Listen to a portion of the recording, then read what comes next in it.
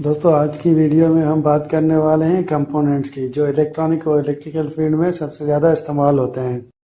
आज जो most essential electronic components हम डिस्कस करने वाले हैं उनका नाम है रेजिस्टर, कैपेसिटर, डायोड और इंडक्टर। आइए वन बाय वन कंपोनेंट्स को डिस्क्राइब करते हैं। सबसे पहले हम डिस्क्राइब करने जा रहे हैं रेजिस्टर। रेजिस्टर क्या है और रेजिस्टर कैसे काम करता है, आइए उसको डिफाइन करते हैं।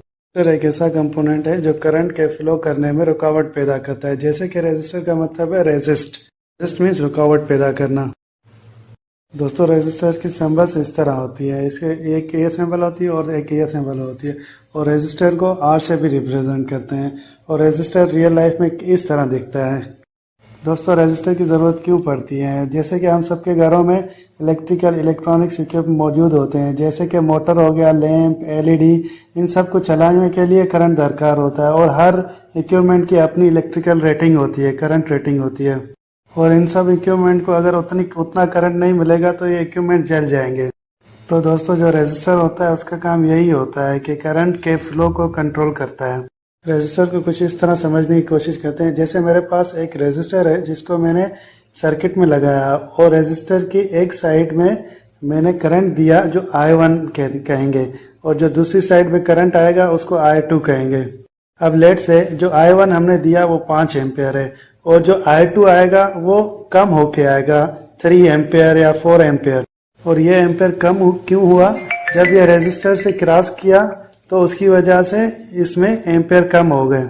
इसी वजह से हम कहते हैं कि रेजिस्टर करंट के बहाव में रुकावट पैदा करता है। रेजिस्टर की एक और एग्जांपल कंसीडर करते हैं जिसमें हमने एलईडी को चलाना है, और एलईडी को चलाने के लिए 1.3 वोल्टेज दरकार है, और इसमें से 10 मिली एम्पियर करंट क्रॉस करना है। जैसे कि हमारे पास 6 वोल्टेज की बैटरी है, अब एलईडी को चलाने के लिए हमें 1.3 वोल्टेज दरकार है। अगर रेजिस्टर नहीं लगाएंगे और 6 वोल्टेज डायरेक्ट एलईडी पर जाएगी तो उसकी वजह से एलईडी जल जाएगी। तो हमें एलईडी को एग्जैक्ट वोल्टेज और करंट देने के लिए रेजिस्टर इस्तेमाल करना है। रेजिस्टर का साइज कैसे कैलकुलेट करते हैं, उसका फार्मूला ऐसा है कुछ, battery voltage minus LED voltage और divided by desired LED current. अब जैसे कि हमें पता है बैटरी 6 वोल्टेज की है, तो 6 वोल्टेज में से 1.3 वोल्टेज माइनस करेंगे जो हमारी एलईडी को चाहिए, और इसको डिवाइड करेंगे 10 मिली एम्पियर से, तो हमारा रेजिस्टर की वैल्यू आ जाएगी जो 470 ओम है। इसका मतलब है कि एलईडी को चलाने के लिए हमें 470 ओम का रेजिस्टर लगाना है।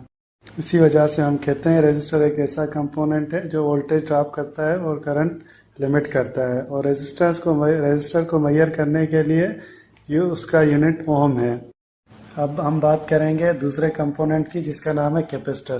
कैपेसिटर होता क्या है और हम कहाँ पर इस्तेमाल करते हैं? Let's first define capacitor. Capacitor is an electronic component that stores electrical energy. मतलब कि एक कैपेसिटर एक ऐसा इलेक्ट्रॉनिक कंपोनेंट है जो इलेक्ट्रिकल एनर्जी को स्टोर करता है। और कैपेसिटर बेसिकली 2 प्लेट्स पर मुश्तमिल होता है जिसके दरमियान डाइलेक्ट्रिक मटेरियल इस्तेमाल होता है। Dielectric material means insulating material जो करंट को पास नहीं करने देता, जैसे कि हवा, पेपर, रबर, गिलास वगैरह। दोस्तों कैपेसिटर को सर्किट में हम इस सिंबल से रिप्रेजेंट करते हैं, और हकीकत में कैपेसिटर इस तरह दिखते हैं। कैपेसिटर को मेजर करने का यूनिट फेराड है और उसको F से भी रिप्रेजेंट करते हैं। अब हम कैपेसिटर को सर्किट में इस्तेमाल करके समझने की कोशिश करते हैं कि कैपेसिटर कैसे एनर्जी स्टोर करता है। कंसीडर करते हैं कि ये एक सर्किट है जिसमें 2 प्लेट्स हैं जिसके दरमियान में कुछ भी नहीं है, हवा है, कुछ भी नहीं है मतलब हवा है। यहाँ पर बैटरी का पॉजिटिव टर्मिनल अटैच करते हैं और यहाँ पर बैटरी का नेगेटिव टर्मिनल अटैच करते हैं, तो ये जो शेप बनती है उसको हम कैपेसिटर कहते हैं। और ये इलेक्ट्रिक फील्ड के प्रिंसिपल पर काम करता है। अगर इसके वर्किंग की बात करें तो जैसे कि बताया, यहाँ पर 2 पैरेलल प्लेट्स एक दूसरे के आमने सामने हैं जिसके बीच में कुछ भी नहीं है, मतलब डाइलेक्ट्रिक, इट मीन्स के इंसुलेटर जो बेसिकली करंट को पास नहीं होने देता, जैसे कि हवा, पेपर वगैरह वगैरह। इन 2 प्लेट्स के दरमियान बहुत कम स्पेस होता है, मतलब डायरेक्टली एक दूसरे के साथ जुड़े नहीं होते, जिसके जरिए ये कैपेसिटर बना हुआ होता है। अगर जुड़ा नहीं होता तो काम कैसे करता है और करंट कैसे पास करता है? So let's explain it. Okay, एक सर्किट कंसीडर करते हैं जिसमें कैपेसिटर के साथ बैटरी कनेक्ट करते हैं, जिसका पॉजिटिव टर्मिनल कैपेसिटर के पॉजिटिव प्लेट के साथ लगाया। अब यहाँ से इलेक्ट्रॉन को आगे जाने की जगह नहीं, तो पॉजिटिव प्लेट यहाँ पर पॉजिटिव चार्ज जमा करता जाएगा। जितना प्लेट का कैपेसिटी होगा उतना पॉजिटिव चार्ज जमा हो जाएगा। जैसे ही पॉजिटिव चार्ज जमा हो जाएगा तो यहाँ पर इलेक्ट्रिक फील्ड बनेगी, और इसी तरह नेगेटिव साइड पर भी इलेक्ट्रिक फील्ड पैदा होगी, और उसी इलेक्ट्रिक फील्ड की वजह से इलेक्ट्रिक प्रेशर पैदा होगा जो पॉजिटिव और नेगेटिव चार्ज को अट्रैक्ट करने की कोशिश करेगा। जैसे ही प्रेशर आया तो करंट आगे की तरफ जाना स्टार्ट कर देगा। तो बेसिकली क्या हो रहा है, तो बेसिकली यहाँ पे करंट स्टोर होगा, और ये उसका मेन मकसद है। करंट को स्टोर करने का काम कैपेसिटर करता है। दोस्तों, अब हम एक और कंपोनेंट डिस्कस करेंगे जिसका नाम है diode. Diode can be defined as an electronic component that allows the flow of current in one direction only. जिसका मतलब है कि एक ऐसा इलेक्ट्रॉनिक कंपोनेंट है जो करंट को सिर्फ एक डायरेक्शन में फ्लो करता है और दूसरी डायरेक्शन में करंट को फ्लो करने नहीं देता। दोस्तों, डायोड दो लफ्जों का मजमुआ है, डाई और इलेक्ट्रोड, जिसका मतलब है एक ऐसी डिवाइस जिसमें दो इलेक्ट्रोड्स हों, और वो दो इलेक्ट्रोड्स एनोड और कैथोड होते हैं। दोस्तों, डायोड की सिंबल सर्किट में इस तरह रिप्रेजेंट होती है, जो दो टर्मिनल पर मुश्तमिल होती है, जिसे हम एनोड और कैथोड कहते हैं, और रियल लाइफ में डायोड इस तरह होते हैं। बेसिकली डायोड सेमीकंडक्टर मटेरियल से बना होता है। मोस्टली सेमीकंडक्टर मटेरियल जो हम यूज़ करते हैं वो है सिलिकॉन और जर्मेनियम।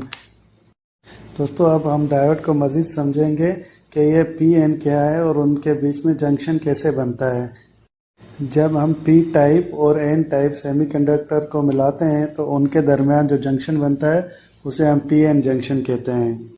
जब दोनों मटेरियल पी और एन टाइप एक साथ मिलते हैं विदाउट एक्सटर्नल सोर्स, तो एन टाइप इलेक्ट्रॉन्स और पी टाइप होल्स एक दूसरे की तरफ मुतवज्जा होते हैं और आपस में मिल जाते हैं, तो इमोबाइल आयंस बनते हैं, मतलब डोनर एंड एक्सेप्टर आयन, जिसको हम डिप्लीशन रीजन कहते हैं, जैसे कि इस तस्वीर में दिखाया गया है। अब हम फॉरवर्ड और रिवर्स ब्यास की मदद से समझते हैं कि डायोड कैसे एक डायरेक्शन में करंट को फ्लो करता है और दूसरी डायरेक्शन में करंट को ब्लॉक करता है। अगर बैटरी के पॉजिटिव टर्मिनल को डायोड के पॉजिटिव रीजन के साथ और बैटरी के नेगेटिव टर्मिनल को डायोड के नेगेटिव रीजन के साथ लगाया जाए तो उसे फॉरवर्ड बायस कहते हैं। और इसी तरह बैटरी की वोल्टेज या फोर्स की वजह से पॉजिटिव चार्ज और नेगेटिव चार्ज आपस में अट्रैक्ट करेंगे, जिसकी वजह से डिप्लीशन रीजन ख़त्म होगा और करंट फ्लो करेगा। और अगर बैटरी के पॉजिटिव टर्मिनल को डायोड के नेगेटिव रीजन के साथ और बैटरी के नेगेटिव टर्मिनल को डायोड के पॉजिटिव रीजन के साथ लगाया जाए तो उसे रिवर्स बायस कहते हैं। रिवर्स बायस में बैटरी का टर्मिनल और कैपेसिटर का टर्मिनल अपोजिट चार्जेस में कनेक्ट होते हैं, जिसकी वजह से डिप्लीशन रीजन बढ़ जाता है और इलेक्ट्रॉन्स फ्लो नहीं करते। अगर कंटिन्यूसली वोल्टेज सप्लाई करते रहें तो डायोड जल जाने का खतरा होता है। तो इसी वजह से हम कहते हैं कि डायोड एक ऐसा इलेक्ट्रिकल कंपोनेंट है जो एक डायरेक्शन में करंट फ्लो करता है और दूसरी डायरेक्शन में करंट को फ्लो नहीं करता। डायोड को हम चेक वाल्व से कंपेयर कर सकते हैं, जो पानी को सिर्फ एक डायरेक्शन में फ्लो करता है और रिवर्स डायरेक्शन में फ्लो नहीं करने देता।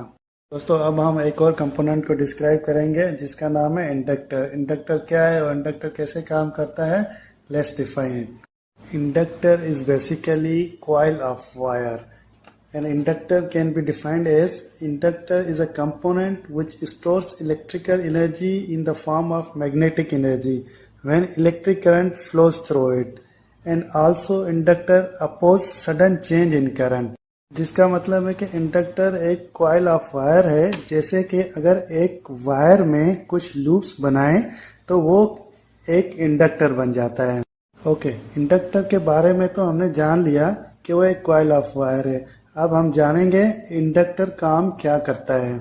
इंडक्टर बेसिकली एक इलेक्ट्रिकल और इलेक्ट्रॉनिक कंपोनेंट है जो मैग्नेटिक एनर्जी की सूरत में इलेक्ट्रिक एनर्जी को स्टोर करने की सलाहियत रखता है जब उससे करंट गुजरता है, और वो करंट को अचानक बढ़ने और कम होने से रोकता है।